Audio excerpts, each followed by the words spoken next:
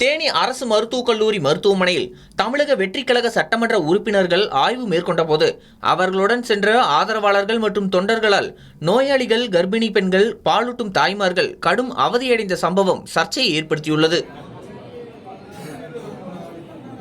தேனி அரசு மருத்துவக் கல்லூரி மருத்துவமனையில் தமிழக வெற்றிக் கழகத்தின் கம்பம் மற்றும் பெரியகுளம் தொகுதி சட்டமன்ற உறுப்பினர்கள் ஜெகநாத் மிஸ்ரா மற்றும் சபரி ஐங்கரன் ஆகியோர் கூட்டாக ஆய்வு மேற்கொண்டனர்.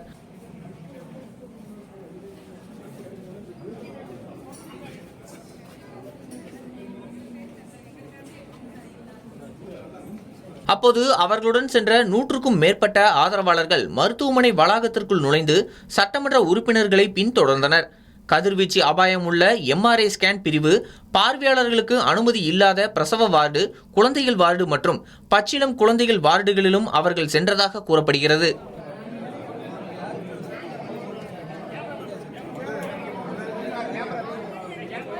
சில இடங்களில் பாதுகாப்பு பணியாளர்கள் தடுத்தும் அதை மீறி சிலர் உள்ளே நுழைந்ததாக தகவல்கள் வெளியாகியுள்ளது.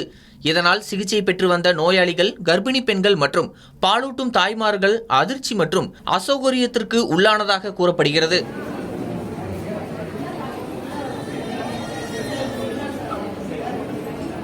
மேலும் ஆதரவாளர்கள் வந்த வாகனங்கள் அனுமதியற்ற பகுதிகளில் நிறுத்தப்பட்டதால் கூடுதல் சிரமம் ஏற்பட்டது. எதிர்காலங்களில் மக்கள் பிரதிநிதிகளுடன் செல்லும் ஆதரவாளர்கள் மருத்துவமனை விதிமுறைகளை மதித்து நடந்து கொள்ள வேண்டும் என்றும் மக்கள் பிரதிநிதிகளும் முன்கூட்டியே வழிகாட்ட வேண்டும் என்ற கோரிக்கையும் வலுத்துள்ளது.